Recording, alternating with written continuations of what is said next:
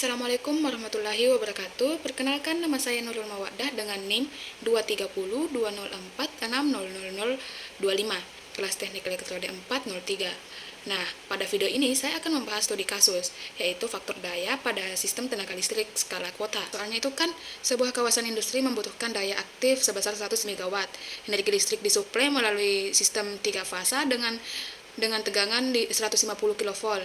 Nah, adapun yang harus dibandingkan yaitu dua faktor daya, yaitu kondisi A, faktor daya buruk yang memiliki nilai Kospi sebesar 0,75, sedangkan kondisi B atau faktor daya baik memiliki nilai Kospi 0,95.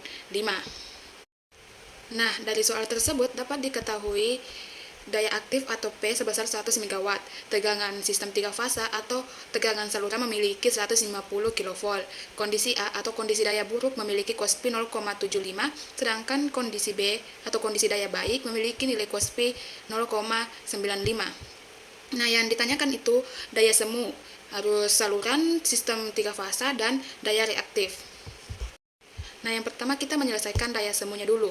Nah, adapun rumus daya semu yaitu S sama dengan P dibagi cos Pi. Nah, untuk menyelesaikan, kita menyelesaikan kondisi per kondisi.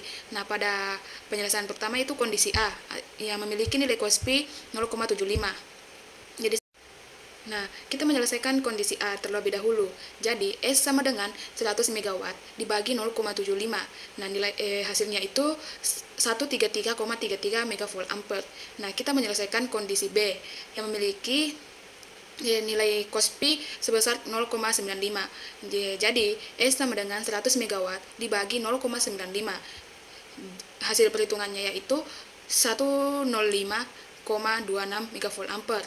Jadi, ketika faktor daya diperbaiki dari 0,75 ke 0,95, daya semu turun dari sekitar 133,33 MV ampere menjadi sekitar 105,26 MV ampere.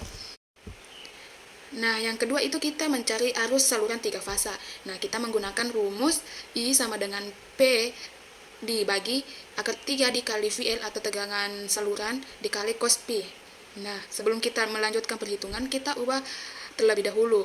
Akar 3 sama dengan 1,732 dan VL atau tegangan saluran dari kilovolt kita ubah menjadi volt. Jadi nilai VL-nya itu 150.000 volt. Nah, kita menyelesaikan kondisi A terlebih dahulu. Jadi, I sama dengan 100.000 dibagi 1,732 dikali 150.000 dikali 0,75 sama dengan 100.000 dibagi 194,850. Jadi hasilnya itu 513 ampere. Nah, adapun kondisi B yaitu I sama dengan 100.000 dibagi 1,732 dikali 150.000 dikali 0,95 sama dengan 100.000 dibagi 246,810. Jadi hasilnya itu 405 ampere. Jadi arus saluran turun dari sekitar 513 ampere menjadi sekitar 405 ampere ketika faktor daya diperbaiki. Yang ketiga, daya reaktif. Kita menggunakan rumus Q sama dengan akar S pangkat 2 dikurang P pangkat 2. Nah, kita menyelesaikan kondisi A terlebih dahulu. Nah, adapun nilai S sama dengan 133,33 MV ampere, sedangkan nilai P itu memiliki 100 MW. Nah, jadi S kuadrat sama dengan 133,33 kuadrat itu menjadi 17.776,88. Sedangkan P kuadrat sama dengan 100 kuadrat sama itu menjadi 10.000. Jadi Q sama dengan 17.776,88 dikurang 10.000 sama dengan akar 7,176,88. Jadi hasil dari akar 7,176,88 itu 84,7 MVAr. Selanjutnya kita menyelesaikan kondisi B. Nah, adapun nilai daya semu atau S pada kondisi B yaitu 105,26 MV ampere, sedangkan nilai P-nya itu 100 MW. Nah, jadi nilai dari S kuadrat yaitu 11,080, sedangkan nilai P kuadratnya itu 10.000.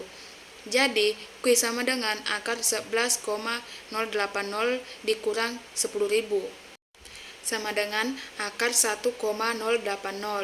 Jadi, hasil dari akar 1,080 yaitu 32,9 MVAR. Jadi, daya reaktif turun dari sekitar 84,7 MVAR menjadi sekitar 32,9 MVAR. Nah, selanjutnya itu saya akan menjelaskan bagaimana pengaruh perubahan faktor daya terhadap arus, daya semu, dan daya reaktif. Nah, yang pertama itu terhadap arus. Nah, untuk daya aktif yang sama harus berbanding terbalik dengan faktor daya. Ketika faktor daya naik dari 0,75 menjadi 0,95, arus saluran turun dari sekitar 513 ampere menjadi 405 ampere. Artinya, dengan perbandingan faktor daya, jaringan tidak perlu mengalirkan arus sebesar sebelumnya untuk mengirim daya aktif sebesar 100 MW yang sama. Yang kedua, yaitu terhadap daya semu. Nah, daya semu adalah kapasitas total yang harus disediakan oleh sumber dari peralatan. Gabungan antara daya aktif dan reaktif saat faktor daya buruk atau 0,75, daya semu naik menjadi sekitar 133,33 MV ampere. Setelah diperbaiki ke 0,95, daya semu turun menjadi sekitar 105,26 MV ampere. Ini berarti kapasitas pembangkit trafo dan peralatan lain bisa dimanfaatkan lebih efisien. Nah, yang ketiga, terhadap daya reaktif. Daya reaktif sangat dipengaruhi oleh faktor daya. Pada kondisi A, daya reaktif memiliki sekitar 84,7 MVAR, sedangkan pada kondisi B turun drastis menjadi sekitar 32,9 MVAR. Jadi, sedikit perbaikan faktor daya dari 0,75 ke 0,95 menghasilkan penurunan daya reaktif yang sangat besar.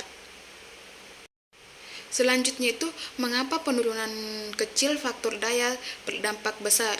Nah, sekilas perubahan dari 0,95 ke 0,75 itu terlihat hanya selisih 0,72 secara angka.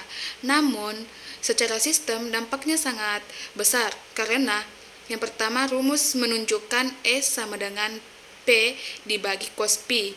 Begitu cos pi mengecil, S bertambah secara non-linear. Yang kedua, daya reaktif juga berubah sesuai segitiga daya, sehingga perbandingan kecil pada cos pi bisa membuat Q membengkak jauh. Yang ketiga, nah, arus bergantung pada 1 dibagi cos pi juga, sehingga faktor daya yang lebih kecil memaksakan arus lebih besar mengalir di jaringan. Nah, akibatnya sedikit penurunan faktor daya akan memperbesar S, memperbesar Q, dan memperbesar arus, sehingga beban pada seluruh sistem meningkat. Selanjutnya, apa konsekuensi terhadap kabel, trafo, rugi daya, dan efisiensi? Nah, yang pertama itu konsekuensi terhadap kabel. Arus yang lebih besar berarti kabel harus mengalirkan current lebih tinggi.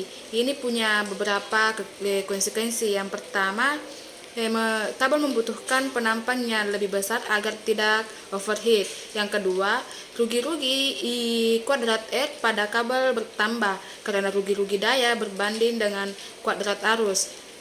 Yang ketiga, temperatur kabel naik, berpotensi menurunkan umur isolasi dan keandalan sistem.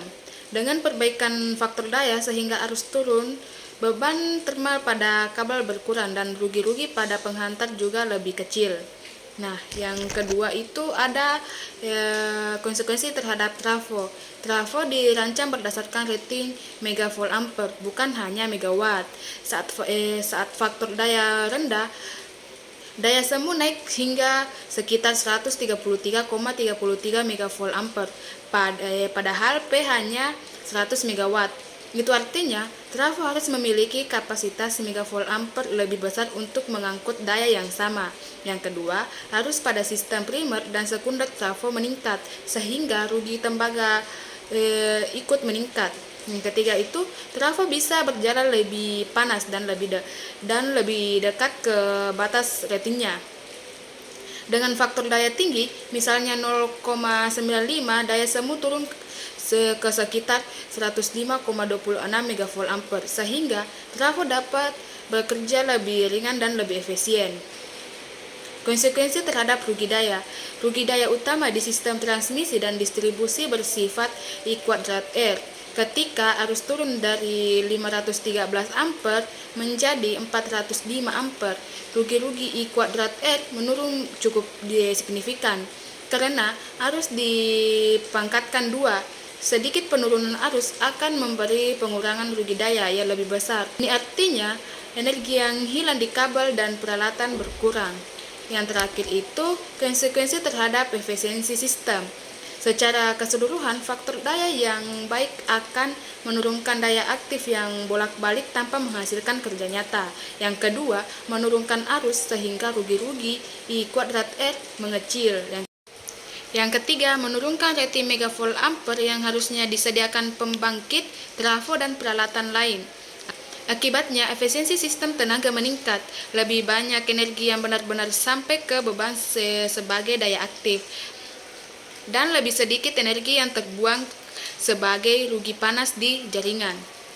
Cukup sekian penjelasan dari saya, jika ada kekurangan mohon dimaafkan. Wassalamualaikum warahmatullahi wabarakatuh.